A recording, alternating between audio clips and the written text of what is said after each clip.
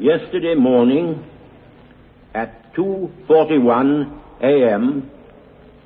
at General Eisenhower's headquarters, General Jodl, the representative of the German High Command, and of Grand Admiral Dönitz, the designated head of the German state, signed the act of unconditional surrender of all German land, sea, and air forces in Europe to the Allied Expeditionary Force and simultaneously to the Soviet High Command.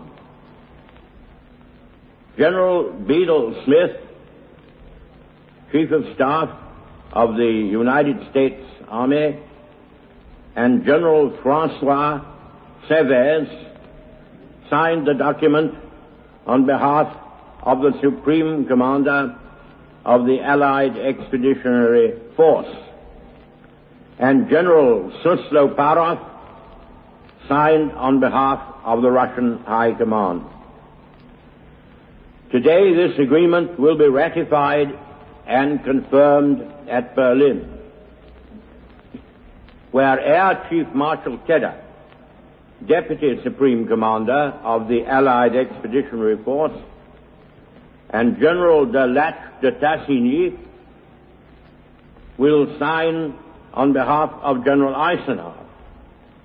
General Zhukov will sign on behalf of the Soviet High Command.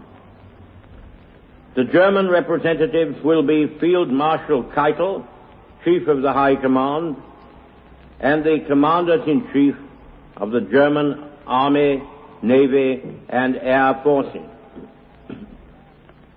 Hostilities will end officially at 1 minute after midnight tonight, Tuesday the 8th of May.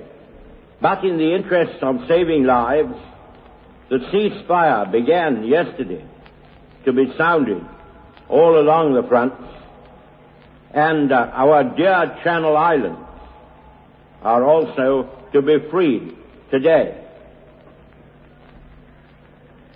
The Germans are still in places resisting the Russian troops, but should they continue to do so after midnight, they will, of course, deprive themselves of the protection of the laws of war and will be attacked from all quarters by the Allied troops. It is not surprising that on such long fronts and in the existing disorder of the enemy, the commands of the German High Command should not in every case have been obeyed immediately. This does not, in our opinion,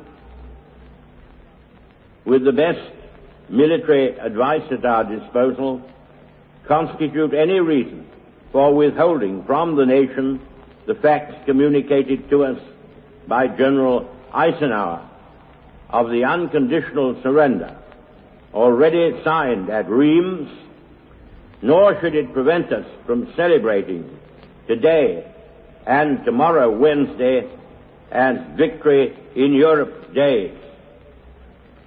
Today, perhaps, we shall think mostly of ourselves. Tomorrow, we shall pay a particular tribute to our heroic Russian comrades whose prowess in the field has been one of the grand contributions to the general victory. The German war is therefore at an end. After years of intense preparation, Germany hurled herself on Poland at the beginning of September 1939. And in pursuance of our guarantee to Poland, and in common with the French Republic, Great Britain, the British Empire, and Commonwealth of Nations declared war upon this foul aggression. After gallant France had been struck down, we from this island and from our united empire maintained the struggle single-handed for a whole year, until we were joined by the military might of Soviet Russia and later by the overwhelming power and resources of the United States of America. Finally, almost the whole world was combined against the evildoers, who are now prostrate before us. Our gratitude to all our splendid allies goes forth from all our hearts in this island and throughout the British Empire. We may allow ourselves a brief period of rejoicing. But let us not forget for a moment the toils and efforts that lie ahead. Japan, with all her treachery and greed, remains unsubdued.